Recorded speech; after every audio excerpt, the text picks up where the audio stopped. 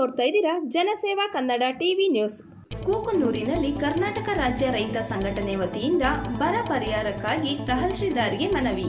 ಕೊಪ್ಪಳದಲ್ಲಿ ಸದಾ ಭೀಕರ ಬರದ ಛಾಯೆ ಅನುಭವಿಸುವ ಕೊಪ್ಪಳ ಜಿಲ್ಲೆಯಲ್ಲಿ 2023 ಹಾಗೂ 24ನೇ ಸಾಲಿನಲ್ಲಿ ಭೀಕರ ಬರ, ಮುಂಗಾರು ಹಾಗೂ ಹಿಂಗಾರು ಹಂಗಾಮಿನಲ್ಲಿ ಬರ ಅನುಭವಿಸಿದ ರೈತರಿಗೆ ಹಗ್ಗದ ಜಗ್ಗಾಟದ ಮಧ್ಯೆ ರಾಜ್ಯ ಸರ್ಕಾರದ ಪರಿಹಾರ ನೀಡುತ್ತಿದೆ. ಆದರೆ ಕೊಪ್ಪಳ ಜಿಲ್ಲೆಯಲ್ಲಿ ಅರ್ಧಕ್ಕಿಂತ ಕಡಿಮೆ ರೈತರ ಭೂಮಿಗೆ ಪರಿಹಾರ ಸಿಕ್ಕಿದೆ ಹಾಗೂ ಇಲ್ಲಿಯ ನಿಯಮಗಳಿಂದಾಗಿ ರೈತರು ಪರಿಹಾರದಿಂದ ವಂಚಿತರಾಗಿದ್ದಾರೆ.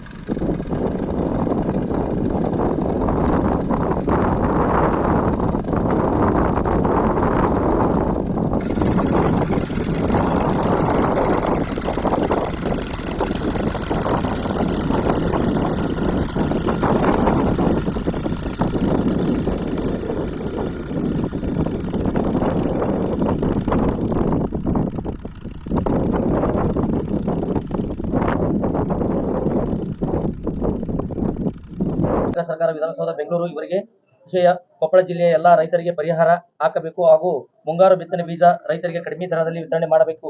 ಮಾನ್ಯರೇ, ನಾವು ಅಂದರೆ ರೈತನ ಹಕ್ಕು ಕರ್ನಾಟಕ ರಾಜ್ಯ ರೈತ ಸಂಘ ಹಸಿರು ಸೇನಾ ಸಂಘದಿಂದ ವಿನಂತಿಸಿಕೊಳ್ಳುವುದೆಂದರೆ ಕೊಪ್ಪಳ ಜಿಲ್ಲೆಯ ರೈತ ಬಾಂಧವರಲ್ಲಿ ಬರ ಪರಿಹಾರವನ್ನು ತಾವುಗಳು ಹಾಕಿದ್ದೀರಿ. ಇಂದು ನಮ್ಮ ಒಬ್ಬ ರೈತರಿಗೆ ಬಂದರೆ ಇನ್ನೊಬ್ಬ ರೈತರಿಗೆ ಬಂದಿರುವುದಿಲ್ಲ. ಸಂಬಂಧಪಟ್ಟ ಕಾರ್ಯಾಲಯಕ್ಕೆ ರೈತರು ಹೋಗಿ ನಮಗೆ ಪರಿಹಾರವನ್ನು ಬಂದಿರುವುದಿಲ್ಲವೆಂದು ಕೇಳಿದರೆ ಅಧಿಕಾರಿಗಳು ರೈತರ ನಾಳೆ ನಾಡದೆ ಬರುತ್ತೆ ಎಂದು ಹೇಳುತ್ತಿದ್ದಾರೆ.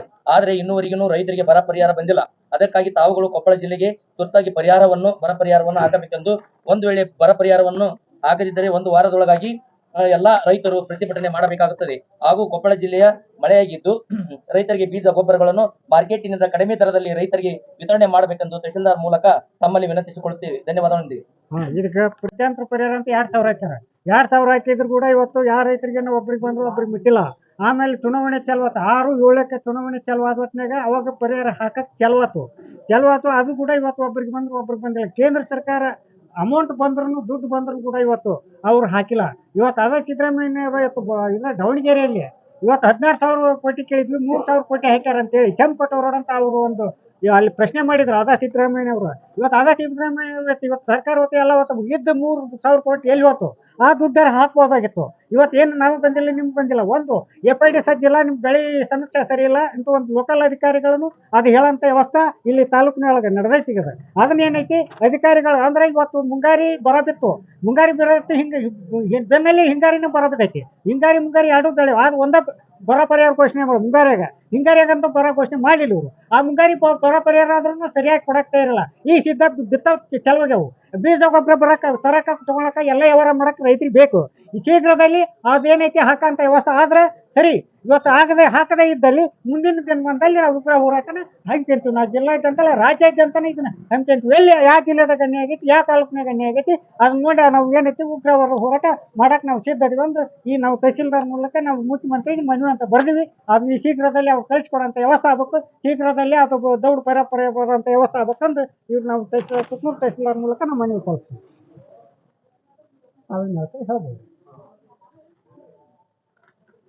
ಕರ್ನಾಟಕ ರಾಜ್ಯ ಸಂಘ ಹಸಿರು ಸೇನೆ ಮುಂದೆ ಪರಿಹಾರ ನಾವು ಬರ ಪರಿಹಾರ ಕುರಿತು ಬಹಳಷ್ಟು ರೈತರಿಗೆ ಬರ ಪರಿಹಾರ ಬಂದಿಲ್ಲ. ಎಲ್ಲರಿಗೂ ಸಮನಾಗಿ ಬರ ಪರಿಹಾರ ಬೇಕೆಂದು ತಾವು ಶಾಂತ ರೀತಿಯಿಂದ ಪ್ರತಿಭಟನೆ ಮೂಲಕ ಮನವಿಯನ್ನು ಸಲ್ಲಿಸಿದ್ರಿ. ತಮ್ಮ ಮನವಿಯನ್ನು ಮಾನ್ಯ ಮುಖ್ಯಮಂತ್ರಿಗಳಿಗೆ ಜನ ಸರ್ಕಾರ ಮಾನ್ಯ ಜಿಲ್ಲಾಧಿಕಾರಿಗಳ ಮುಖಾಂತರ ಇದನ್ನು ಕಳಿಸುವ ವ್ಯವಸ್ಥೆಯನ್ನು ಮಾಡ್ತಾ ಇದ್ದೀನಿ. ತಾವೆಲ್ಲರೂ ಶಾಂತ ರೀತಿಯಿಂದ ಪ್ರತಿಭಟನೆ ಮೂಲಕ ಮನವಿ ಸಲ್ಲಿಸಿದ್ದಕ್ಕೆ ತಮ್ಮೆಲ್ಲರಿಗೂ ಧನ್ಯವಾದಗಳು.